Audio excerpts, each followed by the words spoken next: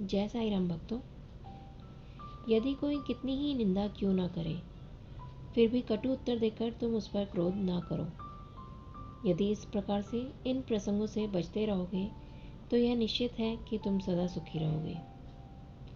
यह अनमोल वचन है हमारे शिरडी साईं का।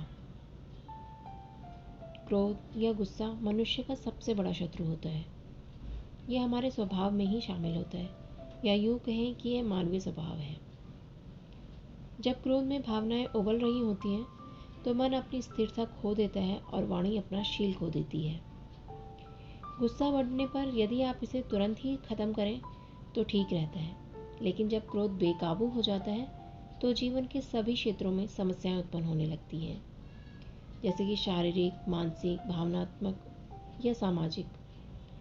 गुस्सा ही हर समस्या की जड़ है।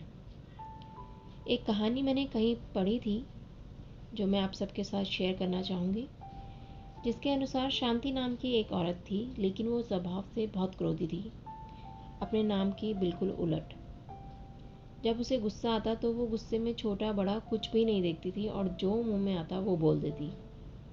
उसके परिवार वाले और गांव वाले उससे बहुत परेशान थे, लेकिन जब उसका गुस्सा शांत होता था तो उसे अपने किए पर पछतावा भी बहुत होता था। एक दिन वो एक प्रसिद्ध संत के पास गई और संत से कहा कि गुरुजी, मेरा क्रोध करने की आदत ने मुझे अपने सबूत से दूर कर दिया है। मैं खुद को सुधार ही नहीं पा रही हूँ, मेरा क्रोध कम ही नहीं हो रहा। आप कोई ऐसी युक्ति बताएं जिससे मेरा क्रोध शांत हो जाए। संत ने उसे एक शीशी देते हुए कहा कि इस दवाई को पीने से तुम क्रोध को काबू करना सीख जाओगी। जब भी तुम्हें गुस्सा आए तो इस शीशी को अपने मुंह से लगातार पीते रहना और तब तक पीती रहना जब तक कि तुम्हारा गुस्सा शांत ना हो जाए। 1 हफ्ते में ही तुम्हें असर दिखना शुरू हो जाएगा। शांति ने बिल्कुल वैसे ही किया जैसा गुरुजी ने उन्हें बताया था। जब भी उसे गुस्सा आता तो वो दवा पीना शुरू कर देती और 1 हफ्ते में ही उसका गुस्सा कम होने लगा। खुश होकर वह दोबारा उस संत के पास गई और उसने उन संत से कहा, गुरुदेव, आपकी दवा ने तो चमत्कारी रूप से मेरा क्रोध कम कर दिया। कृपया इस दवाई का नाम तो बता दीजिए। संत ने उस औरत से कहा कि उस शीशी में कोई दवा थी ही नहीं, केवल सामान्य पानी था। क्रोध के समय तुम्हारी जो बोली थी उसको बंद करना था, तुम्हें मौन रखना था, इसलिए मैंने तुम्हें ये शीशी दी थी। शीशी तुम्हारी मुंह पर लगी होने की वजह से तुम क्रोध के समय बोल ही नहीं पाई। इससे सामने वाला भी तुम्हारे कटु वचनों से बच गया। तुम चुप रही तो सामने वाले ने भी पलटकर कोई जवाब नहीं दिया। जब हम किसी के क्रोध का जवाब मौन से देते हैं तो बात वहीं खत्म हो जाती है।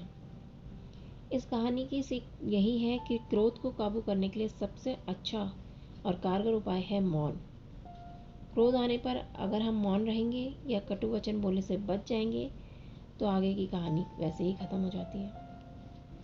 इसलिए हमारे साईं बाबा जी ने अपना ये अनमोल वचन दिया कि कोई आपको कितना भी भला बुला कहे, कितनी भी आपकी आलोचना करे, आप उसका जवाब क्रोध से ना दें बल्कि संयम से काम लें। यदि आप बात बात पे गुस्सा नहीं करेंगे तो आप सदा सुखी रहेंगे। साथ ही गुस्से से होने वाली जो भी परेशानियां हैं वो उनसे भी बच जाएंगे।